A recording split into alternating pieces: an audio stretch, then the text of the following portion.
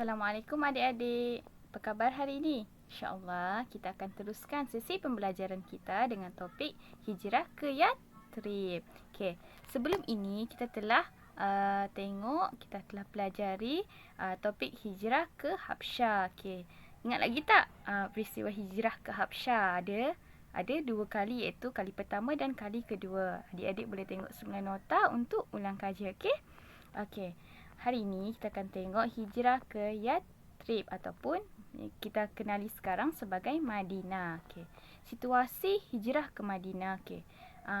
Apa sebenarnya situasi yang menyebabkan Rasulullah sallallahu alaihi wasallam telah berhijrah ke Madinah? Okey, ini adalah peristiwanya adik-adik. Jom kita tengok. Okey. Pembesar Quraisy tidak dapat menerima bahawa segala tentangan yang mereka lakukan tidak dapat pun mematahkan semangat mereka untuk meneruskan dakwah.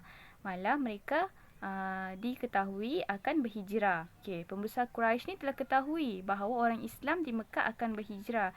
Jadi mereka nak mengatur strategi untuk menggagalkan dakwah baginda daripada diteruskan dan daripada Islam ni terus tersebar. Jadi mereka telah bermesyuarat di Darul Nadwa untuk membincangkan strategi macam mana diorang nak patahkan dakwah Nabi Muhammad sallallahu alaihi wasallam dan juga para sahabat pada ketika itu. Okey, daripada mesyuarat mereka telah melantik 12 orang pemuda untuk mengepung rumah Rasulullah sallallahu alaihi wasallam, dan pada ketika Nabi tidur, Nabi akan dibunuh. Itu adalah rancangan mereka adik-adik. Tetapi Rasulullah telah mengetahui rancangan itu dan Allah Subhanahu Wa Taala telah memerintahkan baginda untuk berhijrah ke Madinah pada malam itu juga. Maksudnya pada malam itu Nabi perlu keluar daripada rumah untuk menyelamatkan diri. Lalu Saidina Ali telah ditugaskan untuk menggantikan tempat tidur baginda pada malam tersebut. Dengan bantuan Allah Subhanahu Wa Taala, 12 orang yang telah mengepung rumah Rasulullah pada ketika itu telah tertidur dan mereka tidak menyedari bahawa Rasulullah telah keluar. Okey. Baginda berjaya keluar daripada rumahnya dan kemudian menuju ke rumah Saidina Abu Bakar, lalu bersembunyi di Gua Sur selama 3 hari. Okey. Nabi pergi rumah Abu Bakar dan terus pergi ke Gua Sur dan bersembunyi di sana selama 3 hari adik-adik. Setelah 12 orang tu telah mengetahui bahawa bukan Rasulullah yang berada di tempat tidur, pembesar Quraisy pun telah menawarkan 100 ekor unta untuk kepada sesiapa sahaja yang berjaya menemukan Nabi Muhammad sallallahu alaihi wasallam, tidak kira dalam keadaan masih hidup ataupun telah pun mati. Okey, nampak tak macam mana mereka berusaha sangat untuk menewaskan baginda Nabi Muhammad sallallahu alaihi wasallam. Okey, tapi berkat bantuan Allah Subhanahu Wa Taala, mereka gagal menemui baginda dan Saidina Abu Bakar walaupun telah sampai di Gua Sur. Kerana apa adik-adik? Pada ketika itu, pintu gua ada sarang laba-laba yang masih elok lagi dan juga sarang burung merpati yang tidak terusik.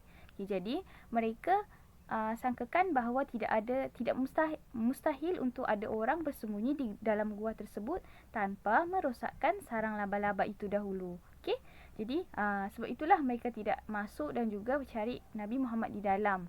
Okey, Rasulullah dan Saidina Abu Bakar pun meneruskan perjalanan ke Madinah dipandu oleh Abdullah bin Uraikid melalui jalan pantai. Okey, Nabi pun meneruskan perjalanan setelah 3 hari di gua tersebut. Okey, di pertengahan jalan, Surakah berjaya menjejaki baginda, namun kaki kuda pemuda tersebut terbenam di dalam pasir dan tidak dapat membunuh Rasulullah. Dia pun kemudiannya memeluk Islam dan kembali ke kota Mekah. Okey, Rasulullah pun meneruskan perjalanan kemudian berhenti di Quba. Okey, pada ketika itu Nabi Muhammad telah mendirikan Masjid Quba. Masjid itu didirikan atas dasar takwa kepada Allah Subhanahu Wa Taala. Okey, ia merupakan masjid pertama dalam Islam. Lepas ni kalau orang tanya masjid apa yang pertama sekali dibina? Jadi adik-adik dah tahu kan, Masjid Quba. Okey, apabila Nabi sampai di Madinah, alhamdulillah Rasulullah sallallahu alaihi wasallam disambut dengan gembira dengan penuh kegembiraan dan penuh rasa syukur oleh penduduk Madinah ketika itu. Okey, ini adalah sebar sedikit tentang kisah ataupun tentang situasi yang menyebabkan hijrah ke Madinah. Kita akan sambung lagi adik-adik tentang topik hijrah ke Madinah ini pada sesi yang akan datang. Okey, buat sementara tu adik-adik boleh siapkan buku aktiviti muka surat 19 dan 20. Sekiranya ada apa-apa soalan, adik-adik boleh tanya ustazah, okey? Kita akan sambung insya-Allah topik hijrah ke Madinah ini pada masa yang akan datang. Terima kasih atas perhatian adik-adik. Assalamualaikum.